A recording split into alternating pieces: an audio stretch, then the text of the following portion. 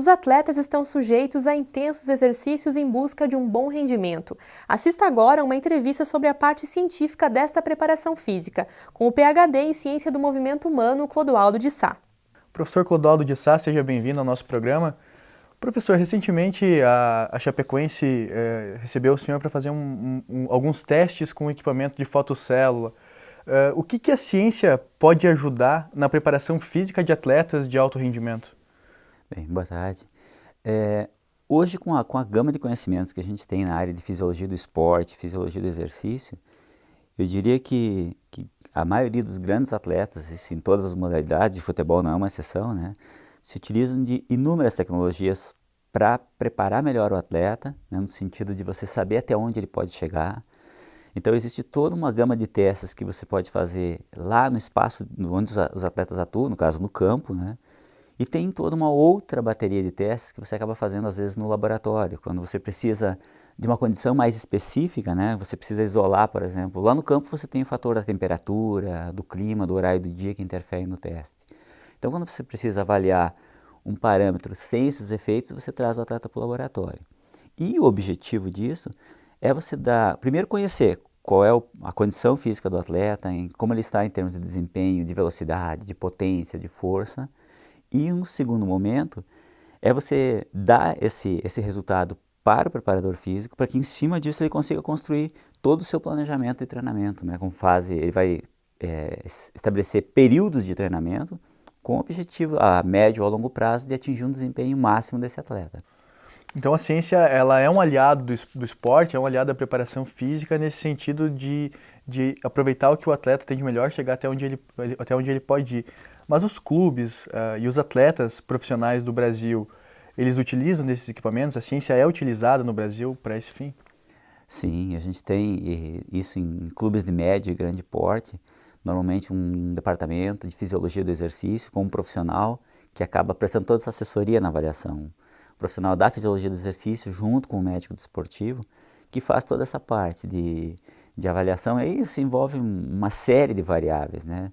Depende da finalidade, da tecnologia que você tem disponível, desde monitoramento de desempenho, como a gente fez com alguns testes, até monitoramentos mais precisos, com coleta de amostras de sangue, com coleta de gases respiratórios, lá na situação das práticas de campo ou de um laboratório. Então, cada vez mais os atletas de alto nível têm buscado esse aporte da ciência para tentar atingir o seu desempenho máximo. Isso é bastante comum em várias modalidades no Brasil. Eu diria que nos últimos anos, trazer a ciência para dentro do esporte cresceu bastante, embora o Brasil não seja um país tão recente. Historicamente, a gente tem boas produções científicas, bons profissionais que têm atuado, levando a ciência para dentro do campo, da quadra, na busca desse desempenho máximo dos atletas. Professor, os atletas de alto rendimento, eles estão sujeitos a uma grande carga de atividade física, né? Eles convivem diariamente com atividades físicas. O corpo tem um limite, é claro. E a ciência ajuda a descobrir esse limite? É nesse sentido que a ciência atua? E também, a consequência disso é a prevenção de lesões dos atletas? Sem dúvida.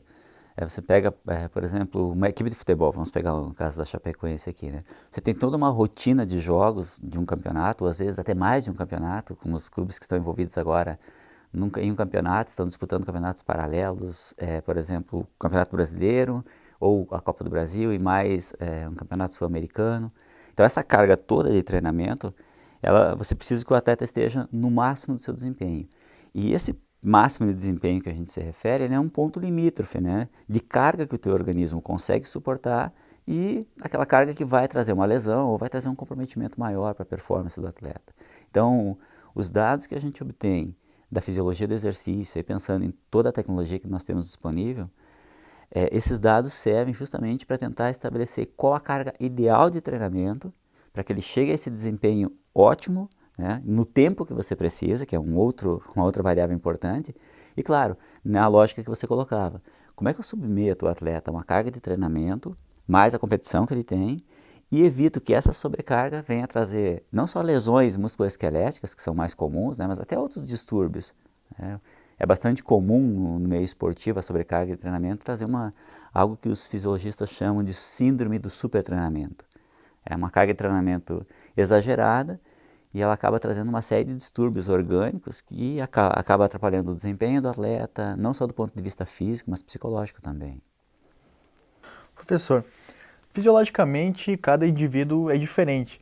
Quando se trabalha com um grupo grande de atletas, que é o caso da Chapecoense, que é o caso de clube de futebol, de vôlei, que tem um grupo grande, como se trabalhar com as diferentes formas do atleta? Porque os dados dão o que cada atleta pode render, mas e como trabalhar diferente dentro de um grupo? Bem, na área do treinamento esportivo nós temos um princípio que se chama individualidade biológica, que vai mais ou menos na direção do que você está falando. Então, quando eu aplico uma mesma carga de treinamento, mesmo que eu aplicasse a mesma carga de treinamento a todos os atletas, cada um responderia de uma maneira diferente. Então, o que se busca dentro de um grupo onde você tem vários atletas treinando é tentar, à medida que você tem possibilidade, individualizar o máximo possível a carga de treinamento. Então, isso, às vezes, em algumas equipes, chega-se a ter praticamente um treinamento para cada atleta, ou, em alguns casos, se agrupa esses atletas por posição de jogo ou por condição física. Então, a lógica é que você trabalhe respeitando esse princípio, né? Que você possa tirar o máximo possível de cada um com a carga adequada de treinamento para cada um desses atletas. Então, essa individualização do treinamento é algo que você busca como ideal. Nem sempre isso é possível na rotina de um treinamento, né? Então, às vezes, você aplica uma carga de treinamento que para uns atletas ela é moderada e para outros ela já é uma carga que pode levá-lo a um risco de lesão, por exemplo. Então, é lógico que você sempre tenta trabalhar com um treinamento individualizado, né? Ok. Professor, muito obrigado pela sua participação no nosso programa. Obrigado.